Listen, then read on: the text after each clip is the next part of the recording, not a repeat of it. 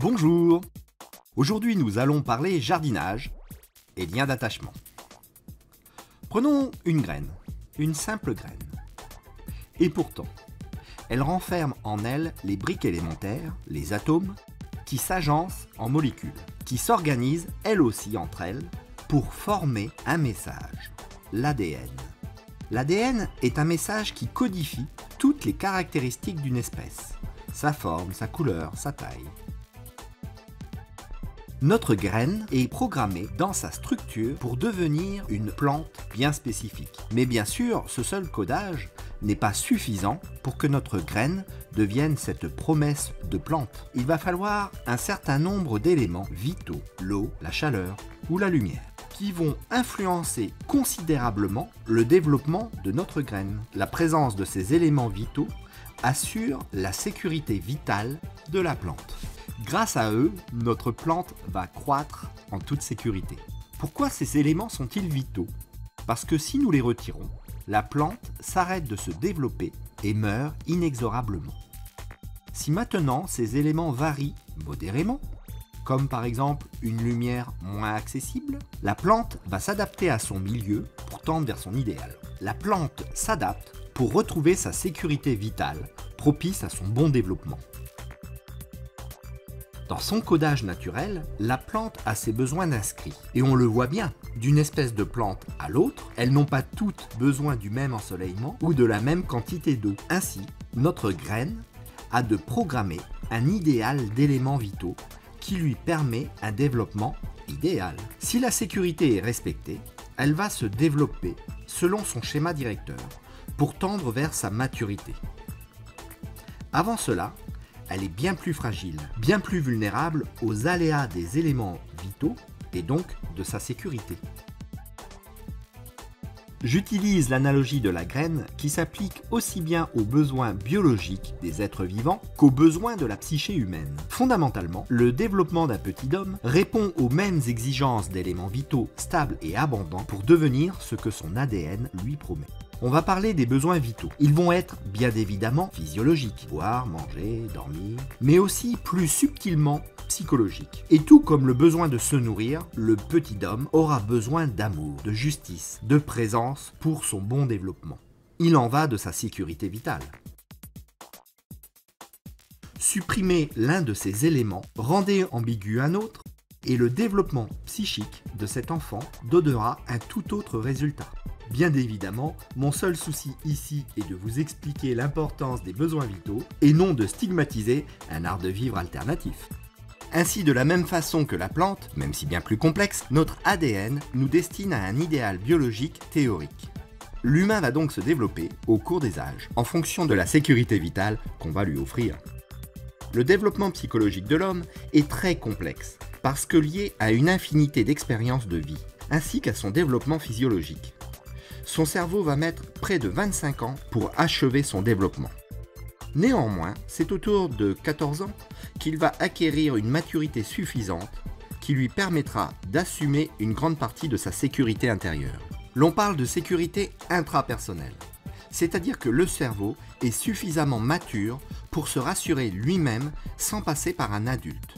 Il va s'autoréguler. Avant cette maturité qui arrive progressivement, l'enfant aura besoin de soutien pour assumer sa sécurité. Il s'agit d'une sécurité extrapersonnelle.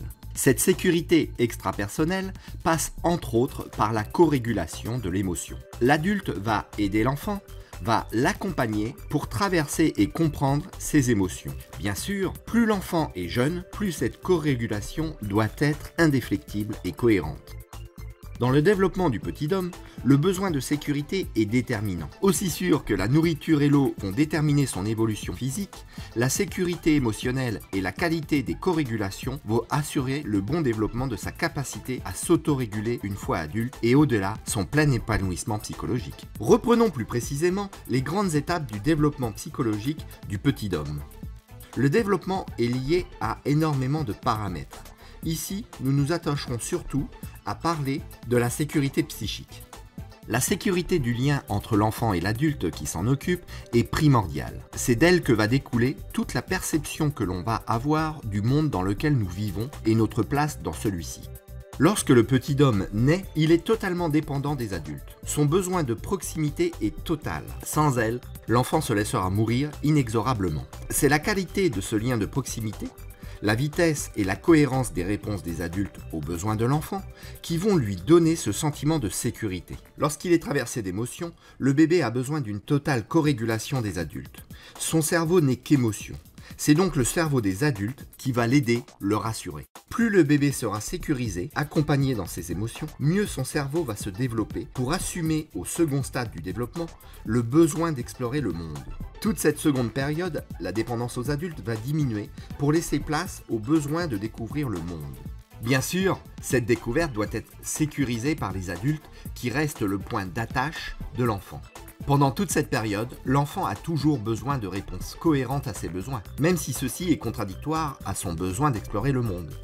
Il sera partagé entre ce besoin d'explorer et ce besoin de retrouver de la sécurité et d'être protégé inconditionnellement, sans équivoque. Petit à petit, au fil des expériences et grâce au modèle des adultes, l'enfant va expérimenter de mieux en mieux l'autorégulation de ses émotions. Puis, le besoin d'explorer devient de plus en plus important. Il devient même un besoin d'indépendance et d'autonomie. L'enfant veut faire par lui-même.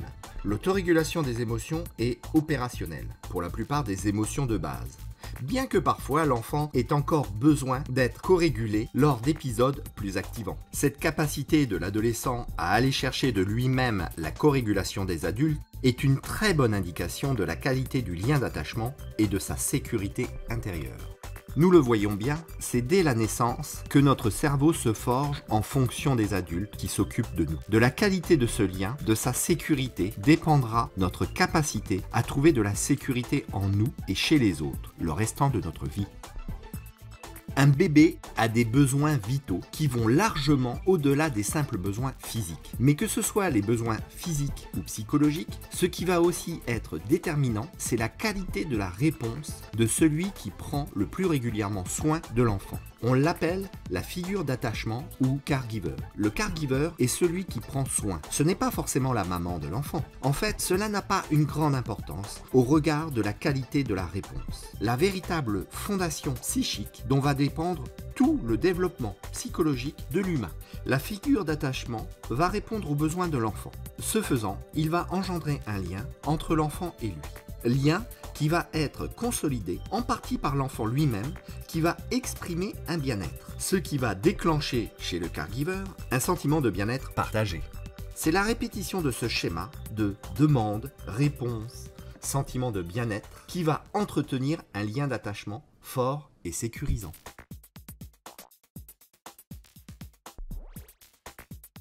Je suis Julien Renaud, psychopraticien. Merci et à bientôt.